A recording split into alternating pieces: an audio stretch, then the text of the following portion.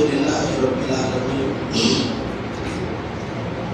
والصلاة والسلام على سيد الأنبياء والمرسلين محمد وآله وأصحابه أجمعين. أما بعد أعوذ بالله من الشيطان الرجيم. بسم الله الرحمن الرحيم. إن الدين عند الله الإسلام. وقال الله تبارك وتعالى في موضع آخر: ومن يبتغي غير الإسلام دينا فلن يقبل منه وهو في الآخرة من الخاسرين. وقال الله تبارك وتعالى في موضع آخر: يا أيها الذين آمنوا اتقوا الله حق تقاته ولا تموتن إلا وأنتم مسلمون. وقال الله تبارك وتعالى في موضع آخر: لا تحسبن الذين قتلوا في سبيل الله أمواتا بل أحياء عند ربهم يرزقون. صدق الله مولانا العظيم وصدق رسوله النبي الكريم ونحن على ذلك من الشاهدين ومن الشاهدين. میرے عزیز بزرگوں، قابل احترام علماء کرام، آج کی مجلس کا عنوان ہے ہندوستان کی آزادی میں مسلمانوں کی قربانیاں. میں عنوان پر آنے سے پہلے ایک دو سوال آپ سے پوچھنا چاہتا ہوں کہ کتنے لوگوں کو یہ معلوم ہے کہ ہندوستان کو آزاد کرانے کی ضرورت پڑی؟ بولو ذرا، کتنے لوگوں کو معلوم ہندوستان کو آزاد کرانے کی ضرورت کیوں پڑی؟ کتنے لوگوں کو معلوم؟ کچھ پڑھے لکھے لوگوں کو معلوم ہوگا، اکثریت معلوم نہیں. دوسرا سوال، ہندوستان میں انگریز آیا، 100 سال کے اندر پورے ملک پر اپنا پنجہ جمایا، قابض ہو گیا، تو اس کے خلاف اس کو بھگانے کے لیے جو لڑائی شروع ہوئی ہے وہ کب سے ہوئی؟ اس میں پڑھے لکھے لوگ بھی بول سکتے جی. ہمارے اکبر بھی بولتے ہیں 1850 میں انگریز کو بھگانے کی پہلی لڑائی شروع ہوئی ہے. یعنی اکبر بھائی آپ کیا پڑھے ہیں؟ 10th پڑھے ہیں نا. اور کون کیا بولیں گے؟ اور بولو. عرفان صالحی، رفیع صالحی. ہم آج کوشش کریں ٹیچروں کو جوڑنے کی، مگر مسلسل سفروں کی وجہ سے پورے طور سے ٹیچروں کی بات نہیں جاتی.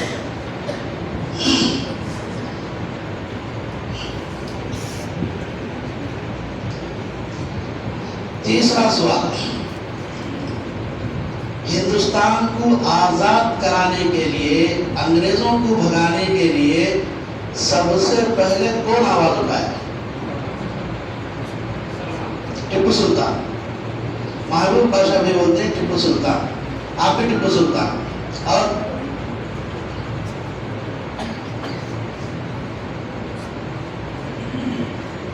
بس اللہ آسان. جو قوم اپنی ماضی کو بھلا دیتی ہے وہ مستقبل میں کامیاب نہیں ہو سکتی.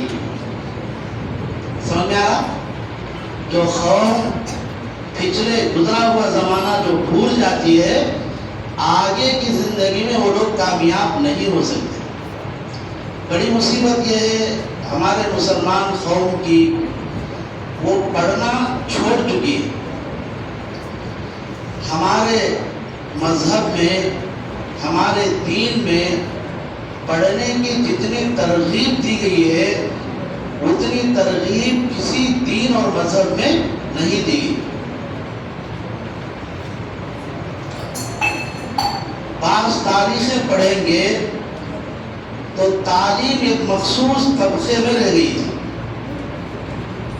تعلیم پر ان کا قبضہ تھا.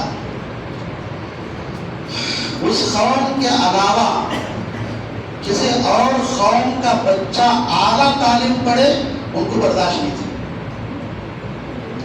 یہ اسلام کی خوبی ہے. زمین پر بسنے والے ہر قوم کے بچے کو اعلیٰ سے اعلیٰ تعلیم پڑھنے کی ترغیب دیا ہے اور اس کے لیے سہولتیں بنایا. یہ اسلام کا احسان ہے. ورنہ ایک مخصوص طبقہ اعلیٰ تعلیم کے اوپر ایک زمانے تک قابض ہو گئی. پڑھنے کی ضرورت ہے. پڑھیں گے انشاءاللہ. دوسری بات، ہندوستان میں تاریخ جتنی مظلوم ہے اتنی مظلوم کوئی اور چیز نہیں ہے. تاریخ کے اوپر جتنا ظلم ہوا ہے اتنا کسی اور چیز کے اوپر اتنا ظلم نہیں ہوا. لوگ تاریخ کو بدلنے اور تاریخ کو مٹانے کی پوری کوشش کر رہے ہیں. محبوب پاشا بھائی ٹیپو سلطان کا نام لیے، آپ نیٹ پر سرچ کرو ٹیپو سلطان کی تصویر کیا آتی ہے؟ کیسی آتی تھی؟ مونچھ موٹے، داڑھی بالکل صاف نہیں، ویسا کہاں آتی؟ ٹیپو سلطان رحمۃ اللہ علیہ وسلم تھے کیا؟ حسین احمد مدنی رحمۃ اللہ علیہ لکھتے ہیں وہ وقت کے قطب تھے. کیا تھے وہ؟ وقت کے قطب تھے ٹیپو سلطان رحمۃ اللہ علیہ. نہ سفر میں تہجد چھوٹی نہ حضر میں ان کی تہجد چھوٹی.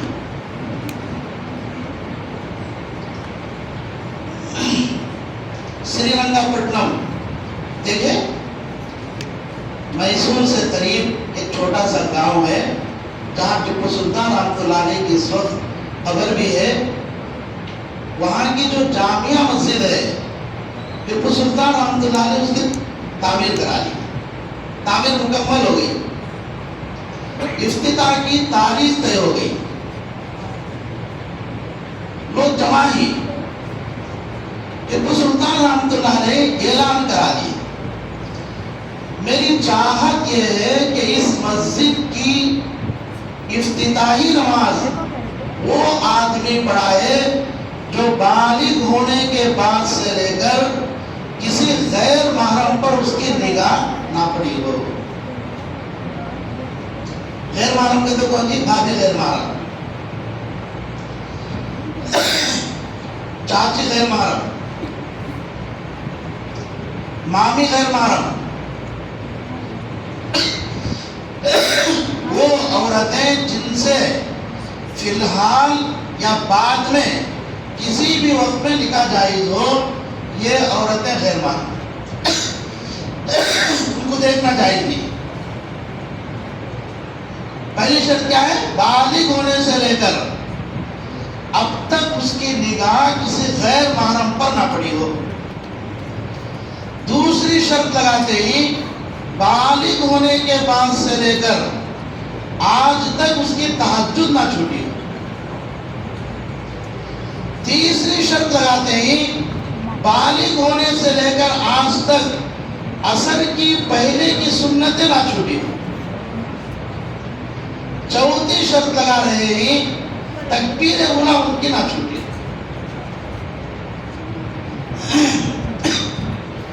مگر کوئی بھی نماز پڑھانے کے لیے آگے نہیں بڑھ رہا. آخر میں ٹیپو سلطان آگے بڑھ رہے ہیں رحمۃ اللہ علیہ.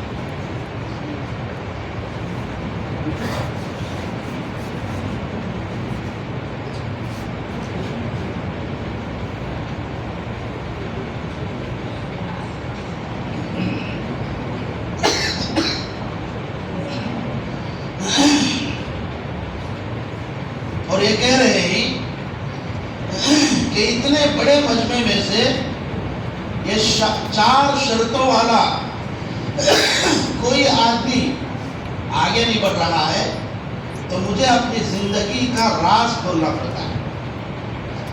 جب سے بالغ ہوا ہوں میری نگاہ کسی غیر محرم پر نہیں پڑی ہے.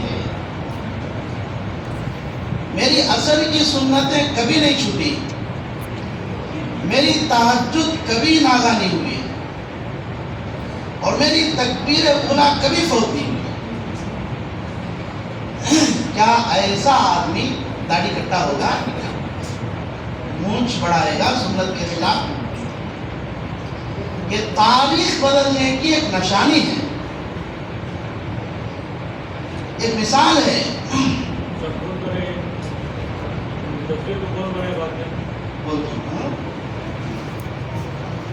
ایسی ایک تو نہیں، کئی مثالیں۔ ان کا سیریل بنا ہے، بولو یہ سیریل کون بنا ہے؟ شیعہ بنا ہے۔ یہ سیریل کون بنا ہے؟ شیعہ۔ اس لیے اس میں دیکھو ٹیپو سلطان کی امی مزار پر جا رہی ہے بیٹے کو مانگنے کے لیے،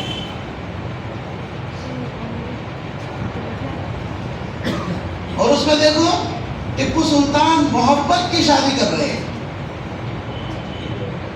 آپ زبان سے بولتے ہی میری نگاہ کسی غیر محرم پر نہیں پڑی، کیا وہ شادی سے پہلے کسی عورت سے بات چیت کریں گے، کسی سے محبت کریں گے؟ یہ سیریل شیعوں کا بنایا ہوا، تاریخ بدل کر۔ بہرحال ہندوستان کی آزادی میں وہ ایک دو دن میں ہندوستان آزاد نہیں ہوا، اس کے لیے تقریباً 200 سال سے زیادہ اس کی ایک تاریخ ہے۔ اور پھر اگر ہم سمجھنے کے لیے اس کو 3 حصوں میں کر سکتے ہیں۔ پہلے کے جو 2 حصے ہی انگریز سے لڑنے کے، وہ مسلح کا مطلب تلوار سے لڑ کر ان سے جنگ ہوئی۔ آخر کا جو دور ہے وہ تلوار سے لڑ کر نہیں، وہ قوانین اور تجاویز پاس کر کے لڑائی لڑی ہیں انگریز کے ساتھ۔ 1601 میں جس وقت ہندوستان ہر اعتبار سے ترقی میں تھا، تجارت یہاں کی شاندار تھی، زراعت یہاں کی شاندار تھی، ہنر مند یہاں کے لوگ بڑے شاندار تھے، کمائیاں لوگوں کی بڑی شاندار تھی، لوگ بڑے خوشحال تھے، اتنا مال ہندوستان کے پاس تھا، لوگ اس کو سونے کی چڑیا نام دے کر پکارتے تھے۔ پھر لوگوں کو ہرس ہوئی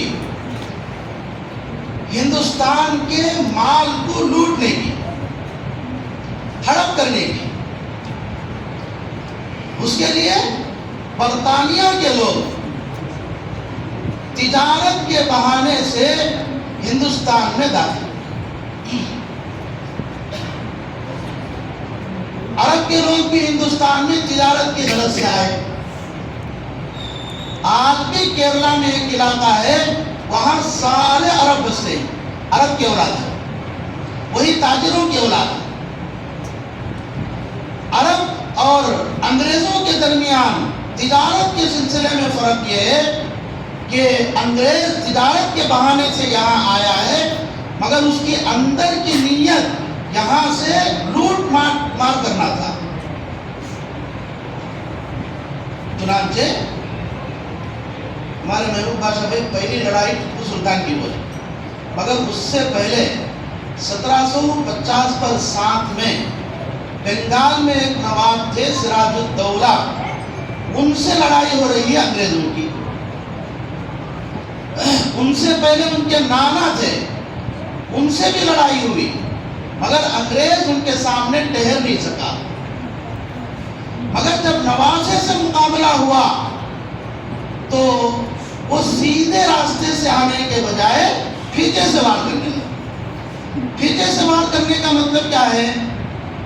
میر جعفر ان کا ایک وزیر تھا، اس سے بات چیت ہو گئی، اگر تو ہماری مدد کرے گا تو پھر تجھے اتنا انعام ملے گا۔ اس کی غداری کی بنیاد پر سراج الدولہ شہید ہو گئے۔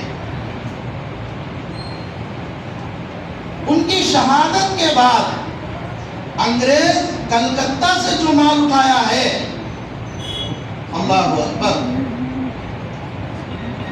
وہ کئی من سونا، 700 من تقریباً سونا ہندوستان سے لے کر اپنے ملک میں لے کر گئے۔ کوہ نور جو بڑا قیمتی ہیرا ہے، اسی موقع پر وہاں سے اٹھا کر لے کر گئے۔ اور یہ کام عرب تاجروں نے نہیں کیا، ان کی نیت خالص تھی صرف تجارت کرنا، اور انگریز تجارت کے لباس میں لٹیرا تھا۔ تو پہلی لڑائی وہ ہوئی، یہ آیا کب ہے؟ 1601 میں اندر داخل ہوا ہے۔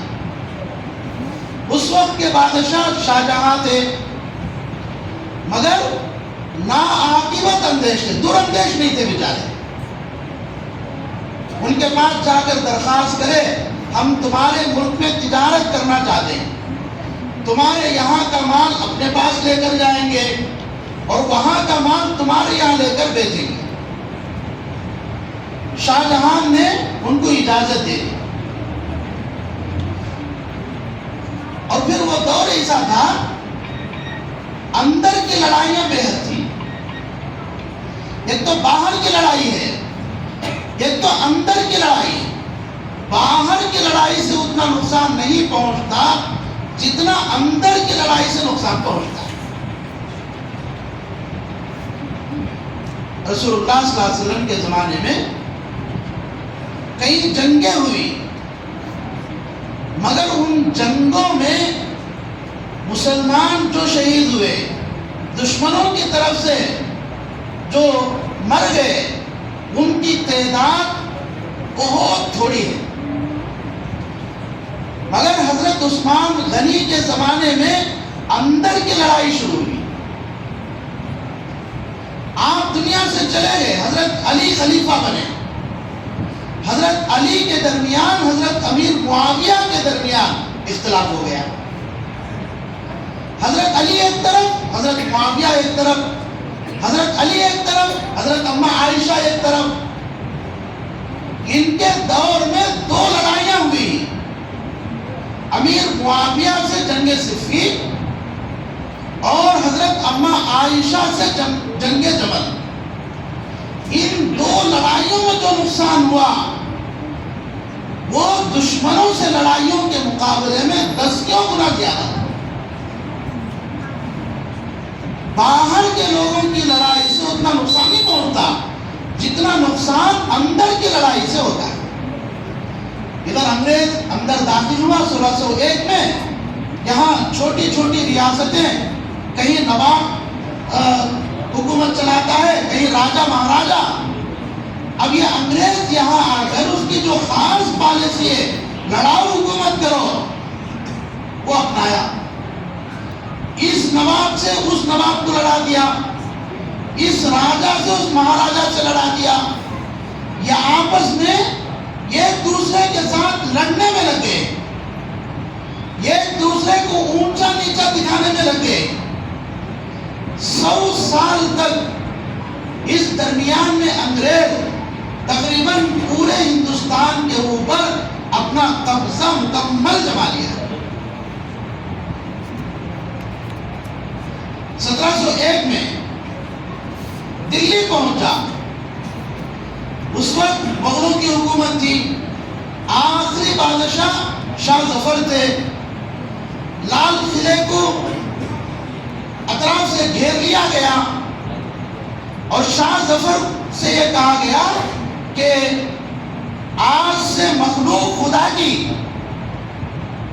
مخلوق خدا کی اور حکومت شاہ ظفر کی، مگر فیصلہ ایسٹ انڈیا کمپنی کا ہوگا۔ کیا مطلب؟ 2 بھائی وراثت کے واسطے لڑ رہے تھے، فیصلہ کون کرے گا؟ انگریز کرے گا۔ میاں بیوی آپس میں لڑ چکے ہیں، صلح کرانا ہے، طلاق دلانا ہے، فیصلہ کون کرے گا؟ انگریز کرے گا۔ اب تک کا ہندوستان کا حال کیا ہے؟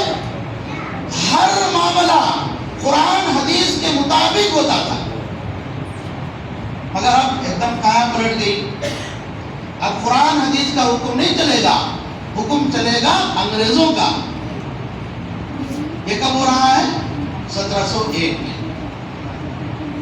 اس وقت حضرت شاہ ولی اللہ محدث دہلوی رحمۃ اللہ علیہ بحیات تھے۔ خطوط کے ذریعے سے بادشاہوں کو آگے جو خطرات لاحق تھے ان سے مطلع بھی کرا دی، مگر ان راجا مہاراجاؤں کو، نوابوں کو اپنی لڑائیوں سے فرصت کہا، اس پر توجہ دینے کے لیے وقت گزر گیا۔ پھر 1750 میں وہ لڑائی ہوئی سراج الدولہ کی۔ اس کے بعد پھر ٹیپو سلطان رحمۃ اللہ علیہ کے ابا جان، کیا نام ہے؟ حیدر علی۔ حیدر علی سے لڑائی ہوتی ہے 1770 میں، 1770 میں۔ پھر 90 سے ٹیپو سلطان سے لڑائی ہوتی ہے انگریزوں کی۔ 5 لڑائیاں ٹیپو سلطان رحمۃ اللہ علیہ انگریزوں سے لڑے، مگر انگریز کو ٹیپو سلطان کے سامنے آنے کی ہمت نہیں تھی، اس لیے وہی راستہ اختیار کیا جو سراج الدولہ کے ساتھ اختیار کیا۔ ان کا ایک وزیر تھا میر صادق، اس کو حرص دلایا اگر تو ہماری مدد کرے گا تو تجھے اتنی زمین کا حاکم بنا دیا جائے۔ اس کی غداری کی وجہ سے 1790 مئی کے مہینے میں ٹیپو سلطان شہید ہو رہے ہیں۔ اس سے پہلے انگریز ایک سمجھوتے کے لیے ٹیپو سلطان کے پاس آدمی بھیجا اور یہ کہلا بھیجا کہ ہم تمہاری جان لینا نہیں چاہتے، ہم یہ چاہتے ہیں حکومت تمہارے پاس رہے گی مگر تم ہمارے تابع رہو۔ مگر ٹیپو سلطان رحمۃ اللہ علیہ نے تاریخی جملہ بولا۔ کیا جملہ بولا؟ یاد ہے بچوں کو؟ ماشاء اللہ، ہاں، گیدڑ کی 100 سالہ زندگی سے شیر کی 1 دن کی زندگی بہتر ہے، یہ بول کر ٹکرا دیے۔ آخر ان کو شہید کر دیے، آپ شہید ہو گئے، مگر ہمت نہیں ہے انگریز کے اندر اتنی کہ وہ ٹیپو سلطان کے قریب آتا، دور سے کھڑا ہے، دیکھ رہا ہے۔ 3 دن کے بعد جب اسے یقین ہوا کہ ٹیپو شہید ہو چکے ہیں، تب وہ حضرت ٹیپو سلطان کے سرہانے آ کر یہ جملہ بول رہا ہے، آج سے ہندوستان ہمارا ہے۔ یہ کب کی لڑائی ہے؟ 1790 کی لڑائی۔ چلو پھر 1803 میں مکمل طور پر انگریزوں کا قبضہ ہو گیا۔ اس وقت میں دلی شہر میں ایک عالم ربانی تھے، ان کا نام عبدالعزیز تھا، بڑے محدث تھے۔ انہوں نے ایک فتویٰ لکھا، وہ ماحول دیکھ رہے ہیں کہ آج تک ہندوستان کا ہر فیصلہ قرآن حدیث کے مطابق ہو رہا ہے، مگر اب انگریز کے چاہت کے مطابق فیصلہ ہونے لگا ہے۔ یہ ایک فتویٰ لکھ رہے ہیں، اس میں مضمون یہ تھا کہ آج سے ہندوستان دارالاسلام سے نکل کر دارالحرب بن گیا، یعنی یہاں قرآن حدیث کے مطابق فیصلے اب نہیں ہو رہے ہیں، بلکہ قرآن اور حدیث کے خلاف انگریزوں کے چاہت کے مطابق فیصلے ہو رہے ہیں۔ یہاں کے ایک ایک مسلمان کے اوپر جہاد فرض ہو گیا ہے۔ انگریزوں سے لڑنا، انگریزوں کو ہمارے ملک سے بھگانا، یہ ہر ایمان والے کی ذمہ داری۔ فتویٰ چھپا ان کا، ترجمے بنے اس کے، ملک میں پھیلنے لگے، لوگ ان کے ساتھ دینے کے لیے آ رہے ہیں۔ کوئی تفسیر پڑھا رہا ہے، تفسیر چھوڑ دیا، کوئی حدیث پڑھا رہا ہے، حدیث کا درد روک دیا، کوئی امامت کر رہا ہے مسجد میں چھٹی کر دی، کوئی خطابت کر رہا ہے اپنے خطابت کو روک دیا۔ شاہ عبدالعزیز محدث دہلوی رحمۃ اللہ علیہ کے فتوے کے بعد ان کا تعاون کرنے کے لیے لوگ جمع ہو رہے ہیں۔ انگریز کو معلوم ہوا، وہ کیا کرا؟ شاہ عبدالعزیز محدث دہلوی رحمۃ اللہ علیہ کو زہر دے کر ان کو مارا۔ ان کے انتقال کے بعد ان کے دو ہونہار شاگرد، ایک سید احمد شہید اور دوسرے اسماعیل شہید، یہ دو شاگرد تھے۔ استاد محترم کا فتویٰ لیا اور پھر رضاکارانہ طور پر وہ پورے ہندوستان میں سفر کرے۔ لوگ تو ان کو کچھ فکر نہیں رہتی ہے، NRC کا ہوگا چلا نہیں چلا۔ اس کے علاوہ ہندوستان کے اندر بھی کئی اسکیمیں مسلمانوں کے خلاف لوگ پاس کرتے رہے ہی، مگر اس کی فکر گنتی کے کچھ لوگوں کو ہوتی ہے۔ اکثر لوگ ایسے زندگی گزارتے ہیں گویا کہ ملک میں کچھ نہیں ہو رہا۔ وہ بھی زمانہ ویسے ہی تھا، مگر اسماعیل شہید رحمۃ اللہ علیہ، سید احمد شہید رحمۃ اللہ علیہ، دونوں لوگوں کے پاس جا کر بیداری پیدا کی، شوق دلایا، ترغیب دی، انگریزوں سے لڑنے کے لیے تیار کیا، اور وہاں سے وہ پنجاب کی طرف رخ کرے۔ کیوں؟ وہاں ایک راجا تھا، وہ وہاں کے مسلمانوں پر بڑا ظلم کرتا تھا، نوجوانوں کی جان لیتا تھا اور ان کی عورتوں کے ساتھ وہ ان کی عصمت ریزی کرتا تھا۔ وہاں پہنچے، وہاں ایک لڑائی ہوئی، پلاسی کی جنگ تاریخ کے اندر مشہور ہے، اور یہ لڑائی ہوتی کب ہے؟ 1830 پر 3 اور 40 کے درمیان لڑائی ہو رہی۔ انگریزوں سے مقابلہ، اسماعیل شہید رحمۃ اللہ علیہ ایک انگریز سے لڑ رہے ہیں۔ انگریز تلوار سے اسماعیل شہید کی گردن پر وار کر لیا، گردن جسم سے نکل کر زمین پر گر گئی، مگر اسماعیل شہید قسم کھا کر کہہ رہے ہیں، خدا کی قسم پہلے تجھے ماروں گا پھر میں مروں۔ حالانکہ جسم پر سر نہیں ہے، سر تو زمین پر ہے، تلوار ہاتھ میں ہے، انگریز کے پیچھے پیچھے چل رہے۔ رسول اللہ صلی اللہ علیہ وسلم نے فرمایا، بعض اللہ کے ولی ایسے ہوتے ہیں، وہ اگر قسم کھا لے اللہ اس کو پوری کرا دے۔ اس انگریز کے پیچھے پیچھے جا کر اس کی گردن اڑائی، اس کی گردن جسم سے جدا ہو گئی، وہ پہلے نیچے گر کر مر رہا ہے، پھر اسماعیل شہید زمین پر گر کر شہید ہو رہے۔ یہ لڑائی کب کی ہے؟ 1830-40 کے درمیان کی۔ آج اب تک کوئی غیر مسلم اس لڑائی میں شریک نہیں، صرف مسلمان شریک ہے۔ اس کے بعد کی لڑائی ہے ہمارے اکبر میں جو بولے 1850 پر سانپ کی جو لڑائی ہے وہ پیش آئی، اس کا نام انگریز کیا دیتا ہے؟ غدر۔ بولنا اکبر میں غدر۔ غدر کا مطلب کیا ہے بولو؟ غدر کا مطلب یہ ہے حکومت کے خلاف جب بغاوت شروع ہو جاتی ہے، وہ بغاوت اگر ناکام ہو جائے اس کو غدر بولیں گے۔ سمجھ میں آئی میری بات؟ حکومت کے خلاف جو بغاوت شروع ہو جاتی ہے، وہ بغاوت اگر ناکام ہو جائے اس کو غدر کہتے ہیں، اگر کامیاب ہو جائے انقلاب کہتے ہیں۔ 1850 پر سانپ کی لڑائی وہ پہلی لڑائی نہیں تھی، وہ کئی لڑائیوں کے بعد کی ایک لڑائی تھی۔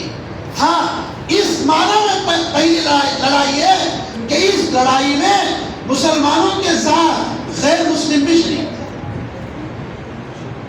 اس معنی میں پہلی لڑائی، ورنہ جنگ آزادی کی پہلی لڑائی نہیں ہے۔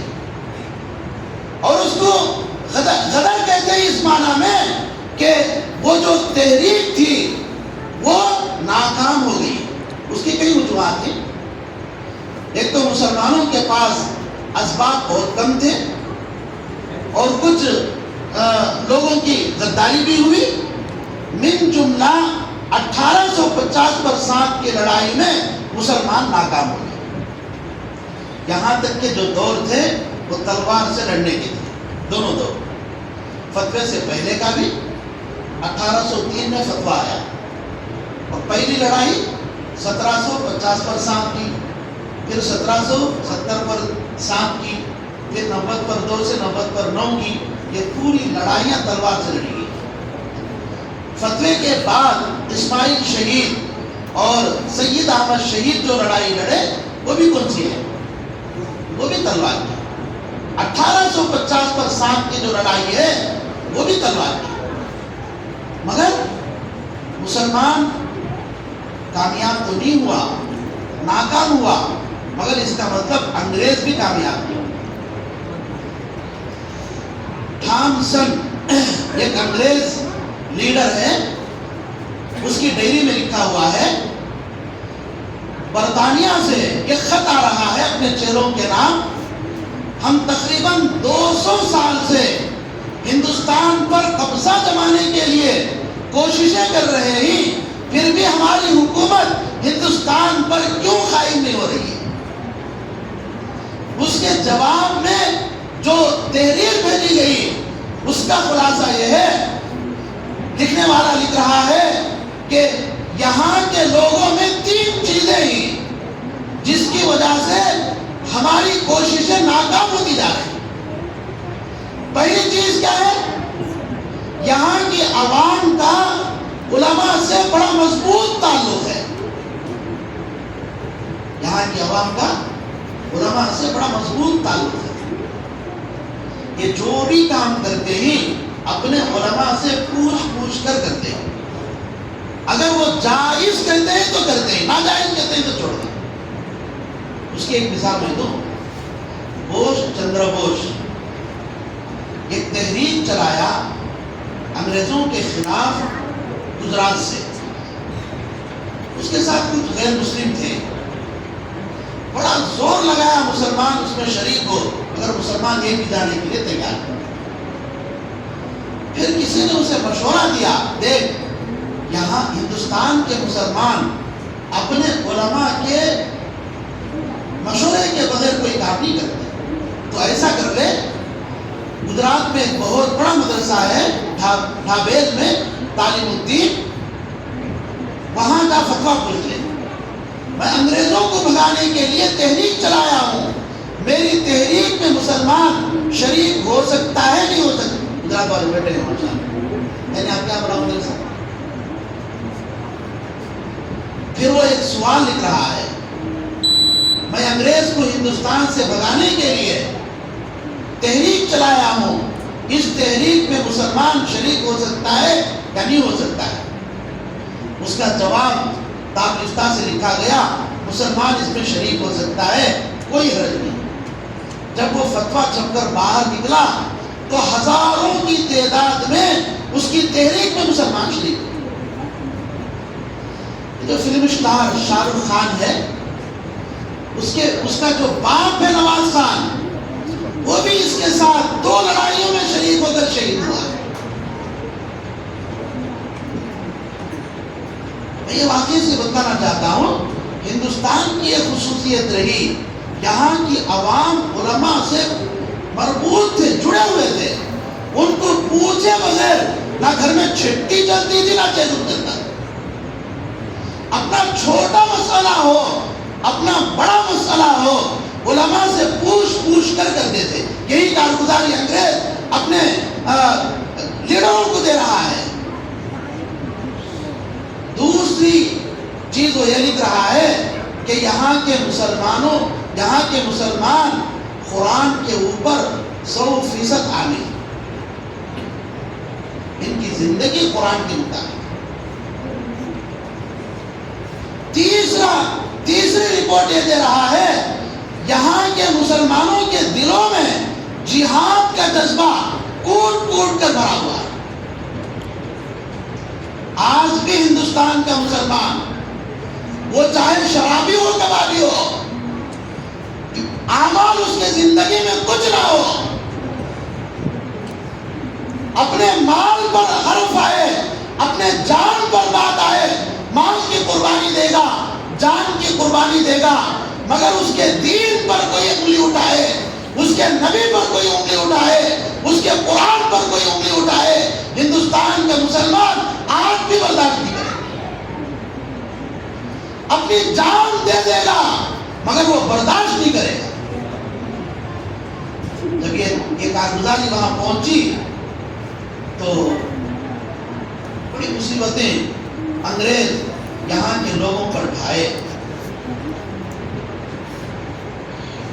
50 کے بعد سے 50 سے لے کر 1 تک، 1850 سے لے کر 1 تک کتنے سال ہوئے؟ 8 9 10 11۔ یہ جو 4 سال ہیں علماء اکرام کو پھانسیاں دیتے ہیں۔ پہلے تو ہندوستان بہت بڑا تھا، پاکستان اس میں تھا، بنگلہ دیش اس میں تھا، نیپال اس میں تھا، سری لنکا اس میں داخل تھا، افغانستان کا کابل تک کا حصہ اس میں داخل تھا، بہت بڑا ہندوستان تھا۔ تو لاہور کی جامعہ مسجد میں صحن میں وہ پھانسی کی رسیاں لٹکائے رکھتے تھے۔ انگریز عالموں کو، عالموں مطلب تو پڑھے لکھے لوگ وہ بھی تھے، ان کے نگاہوں میں علماء سنت کے مطابق جو لباس پہنے ہوئے تھے ان کو بھی عالم سمجھتے تھے، حالانکہ وہ عالم تھے۔ 12 عالموں کو ہاتھیوں پر بٹھاتے تھے، اس جامعہ مسجد کے صحن میں لاتے تھے، پھانسی کا پھندا گلے میں ڈالتے تھے اور ہاتھیوں کو بھگاتے تھے، اور مولوی اس پھانسی کے پھندے سے لٹک جاتے تھے، زبان باہر آ جاتی تھی۔ اور انگریز اپنی ڈائری میں لکھتا ہے، میں دن بھر کام کاج کر کے اپنے ڈیرے پر پہنچا آرام کے لیے، مجھے کچھ جلنے کی بو آئی، میں ڈیرے کے پیچھے گیا، دیکھتا کیا ہوں کہ دیگ میں تیل جل رہا ہے، کچھ مولویوں کو وہاں لایا گیا اور ان کے کپڑے اتارے گئے اور ان کو تیل کے ابلتے ہوئے دیگوں میں ڈال دیا گیا، دیکھتے دیکھتے وہ سکڑ گئے، اور کچھ مولویوں کو کھڑا کر دیا گیا، ان سے یہ کہا جا رہا ہے مولویوں صرف اتنا کہو 1850 برسات کی لڑائی میں ہم شریک نہیں تھے، تم کو چھوڑ دیا جائے، ورنہ تمہارا بھی یہی حال ہوگا۔ ان مولویوں نے کہا ہم جھوٹ نہیں بولیں گے، 1850 برسات کی لڑائی ہم نے شروع کرائی۔ بولنا تھا ان کو اٹھا کر تیل میں ڈال دے رہے، یہ تکالیف تھے۔ 5 مولویوں کو بورے تھیلوں میں باندھ کر ہوا میں اڑاتے، گولیوں سے مار دیتے تھے۔ مدراس کے ایک عالم دین تھے، ان کا نام ہے شاہ احمد اللہ، پروفیسر تھے، وہ بھی لڑائی میں شریک تھے، گرفتار ہو گئے تھے۔ مدراس کی کورٹ میں ان کو پیش کیا گیا۔ جج جو بیٹا ہے ان کا شاگرد تھا، انگریز تھا مگر ان کا شاگرد تھا۔ آتے ہی جج احمد اللہ شاہ سے یہ کہنے لگا، حضرت مجھے یہاں اس لیے بٹھایا گیا ہے کہ آپ کو پھانسی کا حکم لگا، اس لیے صرف اتنا کہو کہ 1850 برسات کی لڑائی میں شریک نہیں تھا، میں آپ کو چھوڑ دوں گا، رہائی کا فیصلہ کر دوں گا۔ مگر احمد اللہ شاہ نے کہا، بیٹے اگر میں زبان بدلوں گا تو پھر میرا ایڈریس آخرت کا بدل جائے گا، اب تو میں جنت کے راستے پر ہوں، زبان بدلوں گا تو دوزخ کے راستے پر چلا جاؤں۔ پھانسی کا حکم ہوا اور کئی علماء کو پکڑے گئے۔ اب کی جو کارگزاری ہے گاندھی جی نہیں تھے، اب تک کی جو کارگزاری نہرو نال نہیں تھے، ابوالکلام آزاد ابھی نہیں تھے، یہ تو ان کی پیدائش بعد کی ہے۔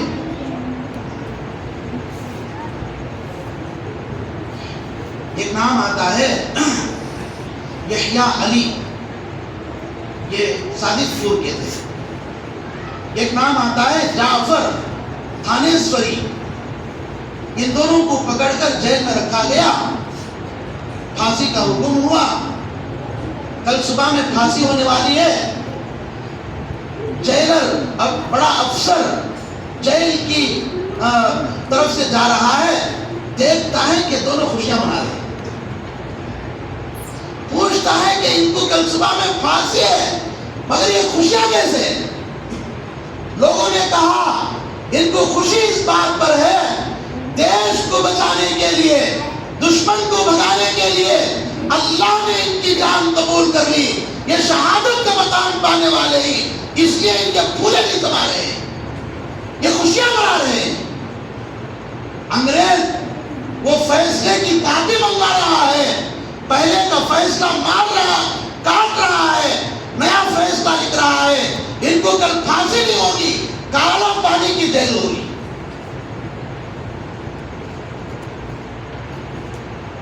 پھر ان کو وہاں سے کالا پانی منتقل کیا جاتا ہے۔ ان کے ساتھ تقریباً 150 ساتھی تھے جن کو مدراس کی جیل سے کالا پانی منتقل کیا جا رہا ہے، مگر ریل ڈبے اس وقت میں چلتے تھے ٹہر ٹہر کر، ایک ڈبے میں 40-50 ساتھی کی جگہ تھی مگر 150 آدمیوں کو سمجھا، نہ کھانا نہ پانی، 2 دن 2.5 دن میں وہ پہنچ رہی ہے، اور پھر لے کر گئے کالا پانی۔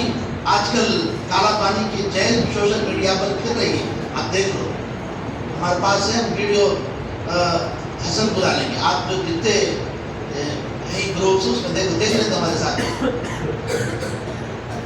ان دونوں کو جہاں رکھا گیا دن بھر اتنی تنگ جگہ تھی کہ وہ بیٹھ نہیں سکتے تھے، بیٹھتے تو بھی پیر پھیلا نہیں سکتے تھے، پیر بالکل احتیاط کے ساتھ بیٹھنا پڑتا، ادھر بھی لوہے کی سلاخیں، ادھر بھی لوہے کی سلاخیں، بیٹھنا چاہے تو سیدھا بیٹھو پھر کھڑے ہو جائے۔ رات کے موقع پر وہاں سے نکالتے اور پھر انگریز رات بھر ان کو کوڑے لگاتے۔ مدراس جیل سے جعفر تھانیسوری کی منتقلی کالا پانی میں ہو رہی ہے، بیٹا ان کا 7 سال کا سامنے آ رہا ہے، وہ چاہتا ہے کہ باپ کا دیدار کروں، باپ کے سینے سے چمٹوں اور باپ کو پکڑ کر رو، مگر انگریز بیٹے کو آنے نہیں دے رہا ہے۔ باپ زبان حال سے بیٹے کو یہ تسلی دے رہا ہے، بیٹے کالا پانی جا رہا ہوں، زندگی باقی ہے، دنیا میں ملاقات ہوگی ورنہ حشر کے میدان میں ملاقات۔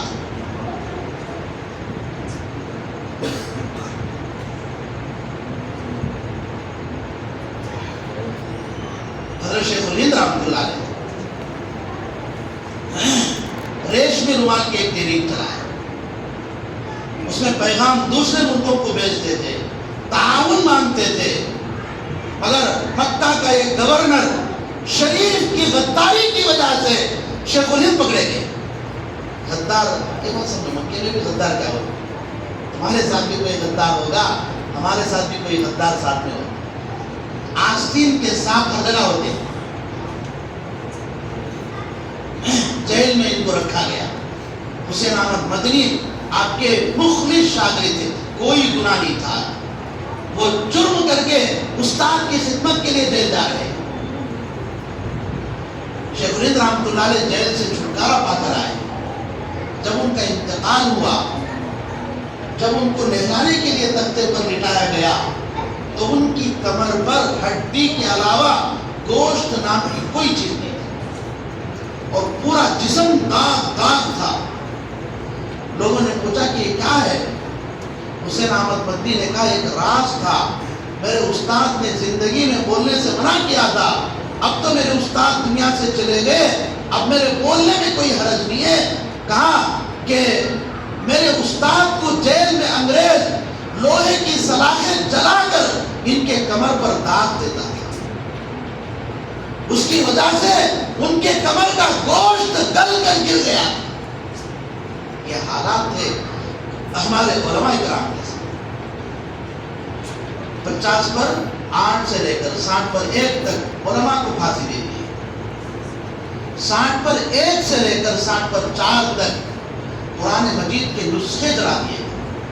مسجدوں میں انگریز گھستا، قرآن پاک ہوتا تو لیتا، بعض جلا دیتا، بعض دریا میں پھینک دیتا، ندیوں میں پھینک دیتا. وہ پرنٹنگ کا زمانہ تو نہیں تھا، ہاتھ سے لکھتے تھے. سیاہی جب وہ ندی میں گر جاتے قرآن مجید پگھلتی تھی، ندیوں کا پانی کالا بن گیا تھا. ایک موقع پر بریلوی شہر میں انگریز ایک مدرسے میں پہنچے. مدرسے کے محتمل دیکھا، ان کا استقبال کیا، دفتر میں بٹھایا، ناشتہ کھلایا، چائے پلائی. وہ تو سمجھتے تھے صاف ان کا مطلب.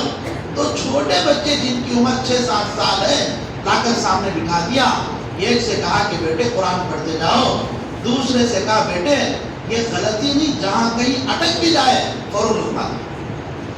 ان میں سے ایک بچہ زبانی قرآن پڑھ رہا ہے اور جہاں کہیں وہ اٹکتا ہے دوسرا بچہ فوراً رکنا دے.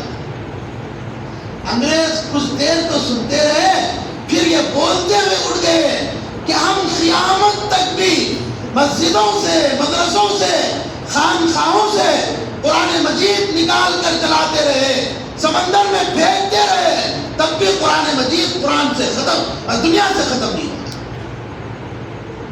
کیسے ختم ہوگا؟ قرآن مجید کی حفاظت کی ذمہ داری اللہ نے خود لی ہے. رشیا پر 70 سال اسلام پر پابندی تھی. مسجد نہیں کھول سکتے، اذان نہیں دے سکتے، نماز نہیں پڑھ سکتے، قرآن نہیں پڑھ سکتے.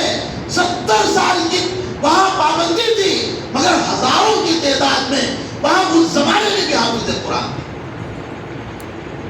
علی میاں ندوی لکھ رہے ہیں جس زمانے میں رشیا میں پابندی ہے، مسلمان 10-12 جمع ہو جاتے، ایک حافظ قرآن عالم دین کو لیتے، ان کے چھوٹے چھوٹے بچوں کو لیتے، قبرستان میں چلے جاتے. قبر گڑھا کھودا ہوا پہلے سے رہتا، بچے استاد قبر کے گڑھے میں اترتے، استاد بچوں کو قرآن سکھاتا، ہاتھ میں قرآن لیے زبانی سکھاتا. لوگ باہر کھڑے ہوتے، انگریز چکر لگاتا ہوا قبرستان کی طرف پہنچتا، استاد اور بچوں کو گڑھے سے باہر نکالتے، مٹی ڈال کر یہ بتانا چاہتے تھے ہم قبر میں مردے کو دفن کر رہے ہیں. انگریز چلا جاتا، مٹی نکالتے، استاد بچے اس قبر کے گڑھے میں اتر کر قرآن سیکھتے تھے. مسلمان زندہ، اسلام زندہ، قرآن زندہ.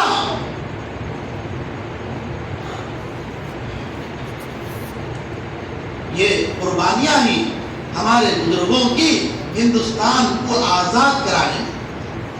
2 کروڑ مسلمانوں کی جانیں قربان ہوئے ہی تب جا کر ہندوستان آزاد ہوا ہے. 5 لاکھ علماء کی جانیں قربان ہوئے ہی تب جا کر ہندوستان آزاد ہوا ہے.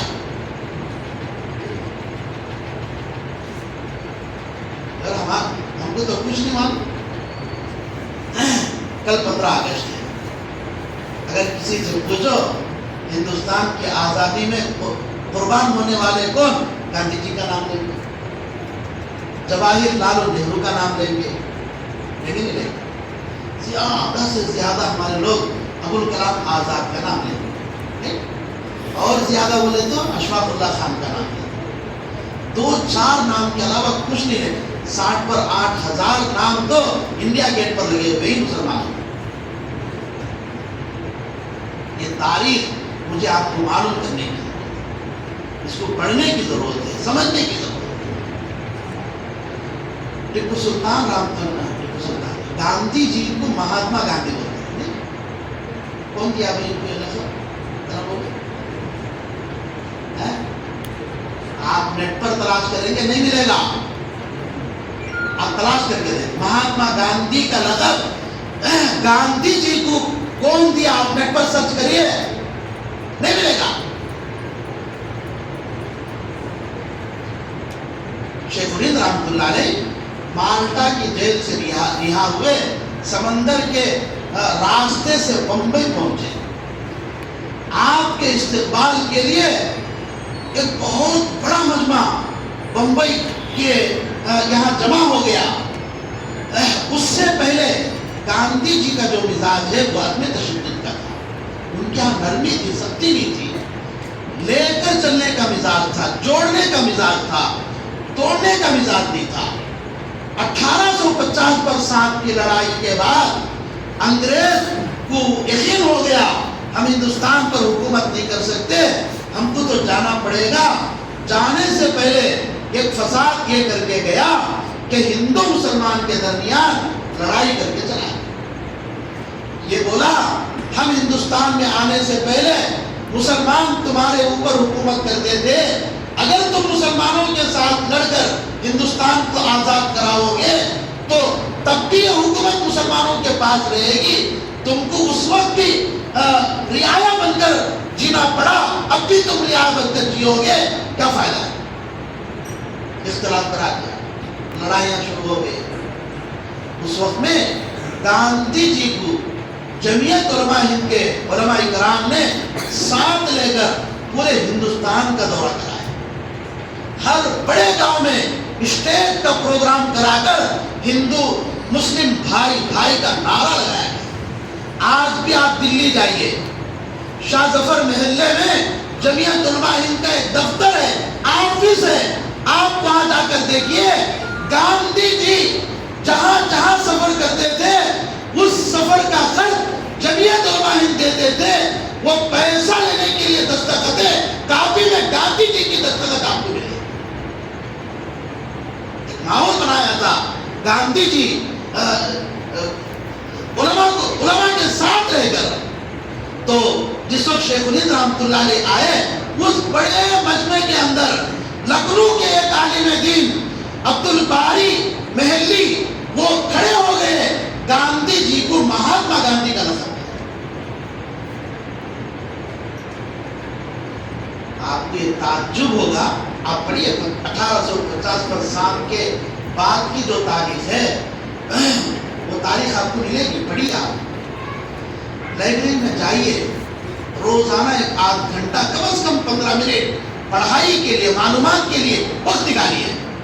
مختلف تحریکیں چلی اس میں، گاندھی جی بھی کئی تحریکی نمک آندولن جانتے ہیں، گاندھی جی نے شروع کیا، کئی اس وقت میں چلے تھے، مگر مسلمانوں کے علاوہ ہندوستان میں تحریک چلانے والوں میں سے کوئی بھی تحریک چلانے والا انگریزوں سے یہ نہیں کہا کہ تمہاری حکومت ہم کو برداشت نہیں ہے، تم مکمل طور پر ہندوستان چھوڑ کر چلے جاؤ، یہ کسی قوم نے نہیں کہا۔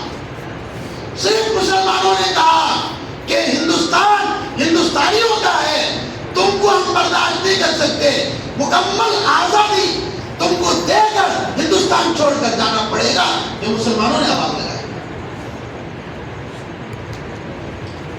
بہرحال حالات بدلنے کے بعد مسلمانوں نے اپنے برادران وطن کو بھی ساتھ لے کر آخر یہاں آزادی آئی، مگر آزادی کے 70 پر 9 سال کل کو پورا ہونے والے۔ کیا آپ کو لگ رہا ہے کہ ہم آزاد ہندوستان میں جی رہے ہیں؟ لگ رہا ہے؟ ٹوپی لگا کر نہیں پھر سکتے، ہم داڑھی رکھ کر نہیں پھر سکتے، کئی پابندیاں ہمارے اوپر، گوشت کی دکانیں نہیں بند کرا دیتے ہیں۔ یہ آزاد ہندوستان کا نقشہ ہے یا پھر ہم دوبارہ غلام بنے؟ استاد محترم حضرت مولانا سید ارشد مدنی دعوت برکاتہ فرماتے ہیں آزادی سے پہلے کی جو لڑائیاں تھیں وہ تو تلوار کی اور دوسری لڑائیاں تھیں، اس وقت بھی ہندوستان میں ایک جنگ چل رہی ہے، وہ جنگ ہے نظریاتی جنگ۔ نظریاتی جنگ کیا مطلب ہے؟ ایک مٹھی بھر جماعت یہ نظریہ بنا کر بیٹھی ہے کہ مسلمان اسلام کے نام پر ایک ملک الگ لے لیے گی تو پھر یہ ملک ہندوؤں کا بننا چاہیے، ہندو راشٹر بننا چاہیے۔ مگر ہمارا کہنا یہ ہے ہندوستان اور پڑوس ملک الگ ہونے میں کس کی غداری تھی؟ تم لوگوں کی غداری تھی، مسلمانوں کی غداری نہیں تھی۔ ہاں کچھ مفاد پرست مسلمان ضرور تھے، مگر ان کو ہوا دینے والے، ان کو طاقت پہنچانے والے، ملک کو توڑنے کے اندر یہاں کے فرقہ پرست لوگوں کی بھی غداری شامل ہے۔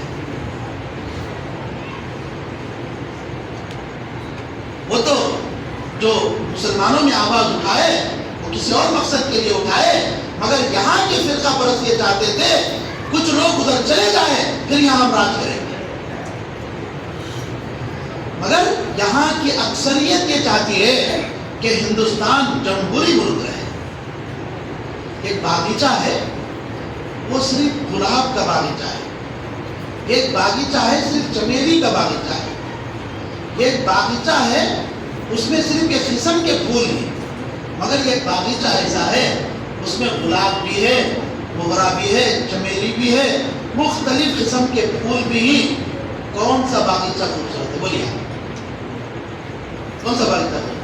وہ باغیچہ جس میں مختلف قسم کے رنگ برنگ پھول ہو وہ خوبصورت ہے، یا پھر وہ باغیچہ جس میں صرف ایک قسم کے پھول ہو وہ باغیچہ خوبصورت ہے؟ جس میں مختلف قسم کے پھول ہو وہ خوبصورت ہے۔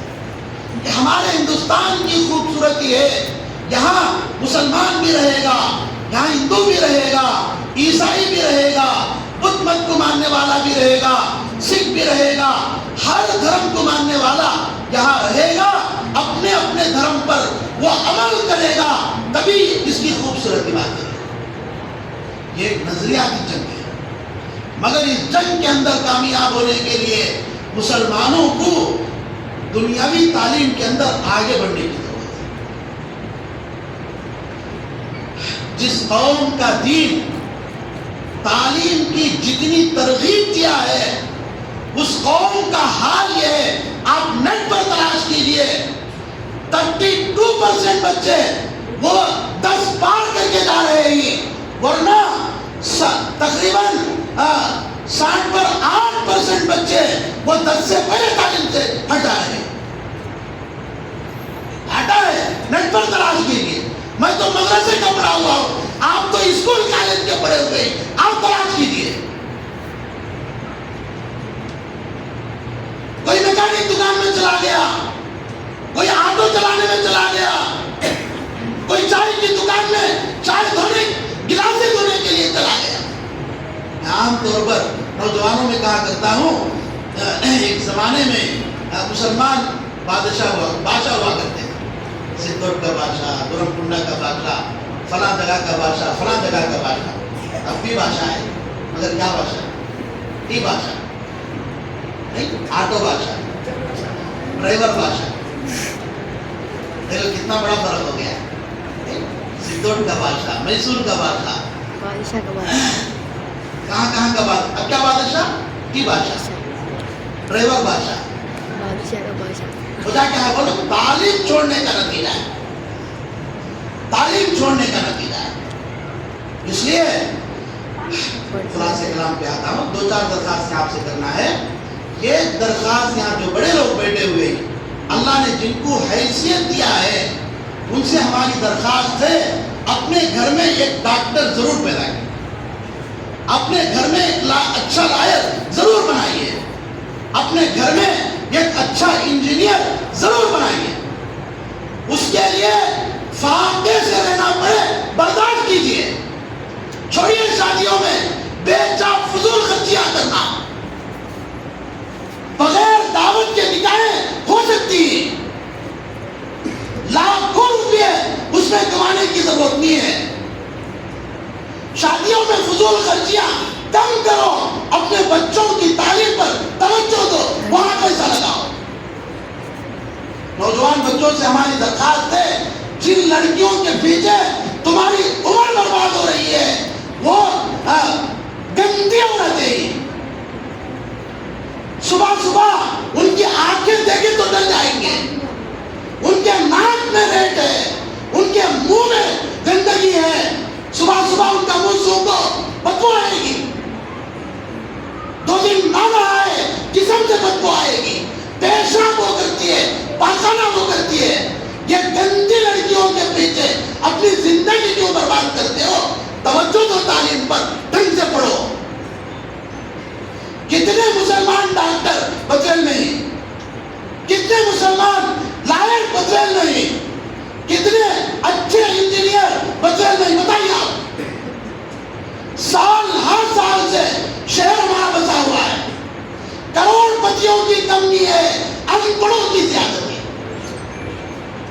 ہاں، ان پڑھوں کے درمیان شہر ترقی نہیں کرے گا. ترقی پڑھائی جو ہوتی ہے، اس لیے پڑھائی کی طرف آپ توجہ دو. دوسری درخواست ہماری ہے کہ اپنی کمائیوں کو مضبوط کرو، تجارت کو فروغ دو، سستی اور کاہلی چھوڑو، دوسری قوموں سے سبق سیکھو. دوسری قوموں کا حال یہ ہے، بینک میں ان کا پیسہ کم ہوتا ہے، دکان پر ان کا پیسہ زیادہ لگتا ہے، اس لیے ان کے مال میں بڑھوتری ہے.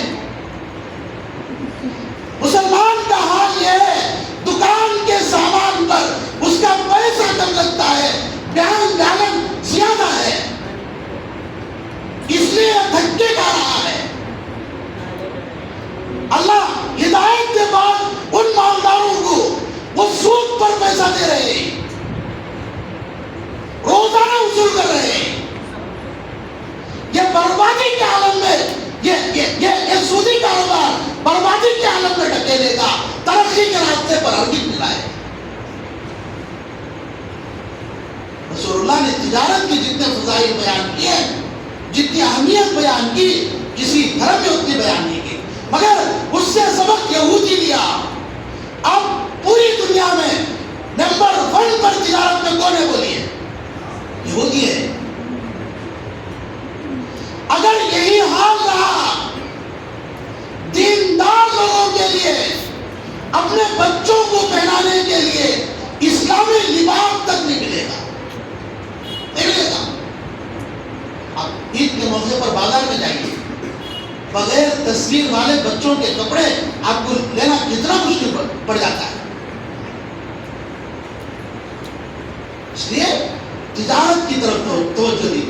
اللہ نے اس میں 9 حصے برکت کے رکھے، ایک حصہ دوسرے حصے. میں تو کہا کرتا ہوں، تعلیم حاصل کرو معلومات کے لیے، تجربے کے لیے، نوکری کرنے کے لیے نہیں. تمہاری 10 لاکھ کی نوکری، پھر بھی تم نوکر ہو، غلام ہو. تمہارے 1000 روپے کی کمائی تجارت، تم اونر ہو، بادشاہ ہو. یہ فیصلہ کرو، غلام بن کر جینا چاہتے ہو پھر بادشاہ بن کر جینا چاہتے ہو. غلام بن کر جینا چاہتے ہو پھر جاؤ نوکریوں میں. بادشاہ بن کر جینا چاہتے ہو آؤ تجارت میں. حکومت کو چلانے والے، نوکریاں کرنے والے ہی یا تاجر ہی، سب بولیے آپ. یہ حکومتیں جو بنتی اور چلتی، یہ تاجروں کے مال سے چلتی ہے یا پھر یہ نوکریاں کرنے والوں کے مال سے چلتی ہے؟ بولو. ہمارا حال کیا؟ بڑا افسوس. ہم بدلے کی بات کریں گے، باہر کی نہیں. کون سے تجارت کے جتنے روزمرہ کی جتنی ضرورت کی چیزیں ہیں، اس میں کون سی چیز کے اندر مسلمان مضبوط ہے بولیے؟ جس کے یہاں ریٹیل اور ہول سیل دونوں مال ملتا ہو. ایسے کہا ہے وہ میرا گمان تھا شمار ہے، مگر معلوم ہوا کہ وہاں بھی نہیں ہے. میرا خیال تھا ترکاری میں مسلمان مضبوط ہی، ہول سیل دکان مسلمانوں کی ہے، معلوم ہوا کہ وہاں بھی نہیں ہے. صدر غیر مسلم ہے، نائب صدر مسلمان ہے. تجارتوں کی طرف اگر ہم توجہ نہ دیں، ایک زمانہ آئے گا کھانے پینے کی چیزوں کے لیے ہم غیروں کے محتاج بن جائیں۔ اس لیے روزمرہ کی ضرورت کی چیزوں میں سے ہر چیز کی دکان مسلمان کی ہونا چاہیے۔ توجہ کریں گے، تجارت کو فروغ دیں گے، نوکریوں کے چکر میں نہ رہو، چھوٹی تجارت کیوں نہ ہو۔ ایک کارگزاری ہمارے سامنے آئی تمل ناڈو کی، ایک بیچارہ نوجوان بچہ جس کی عمر 15-16 سال تھی، غریب گھرانے کا تھا، وہ اڈلی سامبار کی دکان میں کام کرتا تھا، مگر اللہ نے اس کے دماغ میں ایک بڑا ارادہ حوصلہ دیا۔ وہ مزدوری جو لاتا تھا تھوڑا سا گھر میں خرچ کرتا تھا، تھوڑا سا پیسہ بچاتا تھا۔ جب اس کے پاس 200-300 روپے جمع ہو گئے تو پھر وہ بازار جا رہا ہے، اڈلی کا پاترا اور سامبار بنانے کے لیے کٹورا خرید کے لا رہا ہے۔ بچت کے پیسوں سے وہ مٹیریل لے کر آ کر خود سے اڈلی سامبار بنا کر بیچ رہا ہے۔ اللہ اس کے اندر ترقی دیتے دیتے میں نے سنا کہ 100 سے زیادہ اس کے فیشنر اپنے خود کے ہوٹل۔ حضرت عبد الرحمن بن عوف مکہ سے نکل کر مدینہ پہنچے، رسول اللہ بھائی چارگی ان کی کرا دی، جو مدینے کے انصار صحابی ان کے بھائی بنے تھے۔ انہوں نے کہا فلاں فلاں باغ میرا ہے، جس کو چاہو گے تم کو دے دوں گا، یہ میری بیوی آئی، جس کو پسند کرو گے طلاق دوں گا، تم نکاح کر لو۔ عبد الرحمن بن عوف نے کہا تمہاری جائیداد تم کو مبارک ہو، تمہاری بیویاں تم کو مبارک ہو، مجھے مدینے کا بازار دکھاؤ۔ بازار میں جا رہے ہی جیب میں ایک درہم پڑا ہوا ہے، پنیر خریدا، بازار بڑا تھا، اس کونے میں پنیر خریدا، دوسرے کونے میں چلے گئے، وہاں 2 درہم میں پنیر بیچا، ایک تو ان کا سرمایہ، دوسرا نفع۔ کچھ ہی دنوں میں وہ مالدار لکھپتی کروڑ پتی بن رہے ہیں۔ تجارت پر توجہ۔ تیسری درخواست آپ سے یہ ہے، اب تک کا ہندوستان الگ تھا، ہم منافق بن کر جیتے رہے، اللہ ڈھیل دیتا رہا، اس کے بعد کا ہندوستان الگ ہے، ہم سچے پکے مسلمان بنیں گے تو زندہ رہ سکیں۔ اب دوگلا پر نہیں چلے گا، اب ہم یہ نہیں سوچ سکتے ہم دینداروں کے ساتھ بیٹھیں گے، ٹوپی کے ساتھ بیٹھیں گے، بے دینوں کے ساتھ جائیں گے، ٹوپی کے بغیر بیٹھیں گے، ہم مسجد میں آئیں گے چپا پیجامہ کے ساتھ رہیں گے، بے دینوں کے ساتھ جائیں گے، یہودیوں کا لباس پہنیں گے، اب نہیں چلے گا۔ موقع وہ سچ بولیں گے، موقع وہ جھوٹ بولیں گے، ہم موقع وہ حلال کمائیں گے، موقع وہ حرام کمائیں گے، اب نہیں چلے گا۔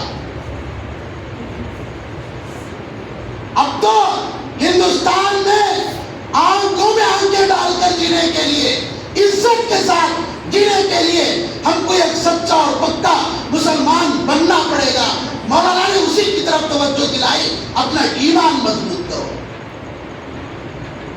دل کے اندر یہ اگر بیٹھ گیا میرا خدا مجھے دیکھ رہا ہے، مرنے کے بعد اس کے پاس مجھے حساب دینا ہے، پھر وہ تنہائی میں رہے گا تب بھی سچ بولے گا، حلال کمائے گا، نگاہوں کی حفاظت کرے گا، وہ شریعت کا پابند رہے گا، وہ مجمع میں رہے گا تب بھی پابند رہے گا۔ دلوں میں ایمان نہیں ہوگا، احساس نہیں ہوگا، حشر کے میدان میں اللہ کے سامنے جواب دینا ہے، پھر جیسے مرضی زندگی گزارے۔ اس لیے اپنے ایمان کو مضبوط کرو، اپنے اخلاق کو بناؤ۔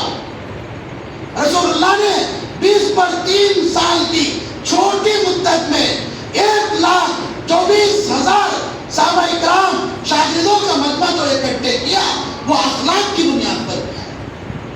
آپ تاریخ پڑھیے، جب تک رسول اللہ مکہ میں تھے اسلام قبول کرنے والے انگلیوں پر گنے جانے والے تھے، جب آپ مکہ سے نکل کر مدینہ آ گئے تو اسلام قبول کرنے والوں کی تعداد لاکھوں میں ہو گئی۔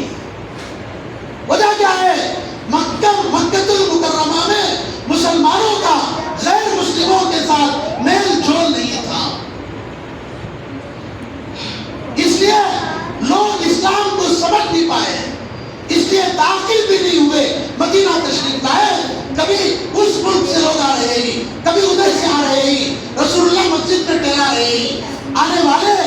اللہ کے نبی کے اخلاق دیکھتے ہی، ان کے شاگردوں کی خدمت دیکھ رہے ہی، ان کے اخلاق سے متاثر ہو کر وہ ایمان قبول کرتے ہیں۔ لوگ کہتے ہی اسلام تلوار کے زور پر پھیلا ہے، یہ جھوٹ ہے، مسلمانوں پر الزام ہے، تلوار کے زور پر نہیں، اخلاق کے زور پر پھیلا ہے۔ کیا حضرت عمر کو کوئی تلوار دکھا کر مسلمان بنا سکتا تھا؟ رسول اللہ کے اخلاق نے ان کو سر نگو کرنے پر مجبور کیا ہے۔ اپنے اخلاق کو بناؤ۔ ہندوستان میں مٹھی بھر لوگ ہیں جو نفرت پھیلا رہے ہیں اپنی سیاست کامیاب بنانے کے لیے، ورنہ نفرت پر 8% ہمارے غیر مسلم بھائی وہ نارمل سے ان کے ساتھ تعلقات بناؤ۔ استاد محترم جگہ جگہ جلسے منعقد کر کے یہ پیغام دیتے ہی غیر مسلموں کو اپنی شادی بیاہ میں بلاؤ، بٹھا کر کھلاؤ۔ وہ اپنی شادی بیاہ میں بلا رہے ہی دل کھول کر جاؤ، ساتھیوں کو لے کر جاؤ، مبارک بادی دو، وہاں کھا کر آؤ۔ غیر مسلم جب ہم کو دعوت دیتا ہے وہ حلال کھلاتا ہے۔ ہاں سنو، غیر مسلموں کے ساتھ صرف 3 چیزوں میں ہم کو الگ رہنا ہے، باقی چیزوں میں نہیں ہے۔ ہمارے دماغ میں بھرا ہوا ہے یہ غیر مسلم ہے، یہ کافر ہے، یہ مشرک ہے، اس کے گھر میں کیسا جائیں گے، کیسا کھائیں گے، کیسا، یہ غلط دماغ ہے۔ صرف نکاح کرنے میں ان کا ہمارا طریقہ الگ، ذبیحہ میں ان کا ہمارا طریقہ الگ، عبادات میں ان کا ہمارا طریقہ الگ۔ بس یہ 3 چیزوں میں ہم غیر مسلموں سے الگ ہیں۔ وہ اپنے دھرم کے مطابق عمل کریں گے، ہم اپنے دھرم کے مطابق عمل کریں گے۔ ہم اسلام کے مطابق شادی، ذبیحہ اور عبادتیں کریں گے، وہ اپنے دھرم کے مطابق نکاح کریں گے اور ذبیحہ کریں گے اور پھر وہ عبادتیں کریں گے۔ بقیہ کسی چیز میں کوئی فرق نہیں۔ لین دین میں کیا فرق ہے؟ مسلمان بیچنے والا ہو سکتا ہے، خریدنے والا غیر مسلم ہو سکتا ہے، اس کا الٹا بھی تو ہو سکتا ہے، بیچنے والا غیر مسلم ہو، خریدنے والا مسلمان ہو، کوئی فرق نہیں۔ اس لیے ہم جہاں جہاں رہتے ہیں آس پاس میں جو غیر مسلم ہیں ان کے ساتھ اخلاق سے پیش آؤ، ان کو عید برات میں گھر دعوت بلاؤ، پردے کے ساتھ پورے منظم طریقے سے ان کے مردوں کو بھی بلاؤ، ان کی عورتوں کو بھی بلاؤ، اپنے گھر میں بٹھا کر کھلاؤ پلاؤ، اخلاق پیش کرو۔ رمضان کا مہینہ آ رہا ہے، افطاری گھر میں بن رہی ہے، 2-4 لوگوں کی زیادہ بناؤ، اس طرف کے 2-4 غیر مسلم گھر میں بھیجو، اس طرف 2-4 غیر مسلم گھروں میں بھیجو۔ عید آ رہا ہے، اپنے لیے قیمتی کپڑا خرید رہے ہیں، بچوں کے لیے خرید رہے ہیں۔ ہمارے محلے میں کسی بھی دھرم کا آدمی غریب ہے، اس کے بچوں کے لیے بھی کپڑے لے کر آؤ اور ان کو بلاؤ، عزت کے ساتھ ان کو یہ بول کر دو ہماری عید ہے، ہم تحفے میں تم کو کپڑے دے رہے ہیں۔ اس طرح ہم اپنے آس پاس کے غیر مسلموں کے ساتھ اخلاق کے ساتھ پیش آئیں گے، ان کی خدمت کریں گے، تو پھر یہ فرقہ پرست لوگ جو اپنی سیاست گرم کرنے کے لیے نفرت پھیلا رہی ہے وہ ناکام ہو جائے۔ کریں گے انشاءاللہ۔ وقت بھی بہت زیادہ ہو گیا ہے، اب زیادہ وقت دینا بھی مناسب نہیں ہے۔ اللہ مجھے آپ کو کہنے سننے سے زیادہ عمل کی توفیق عطا فرمائے۔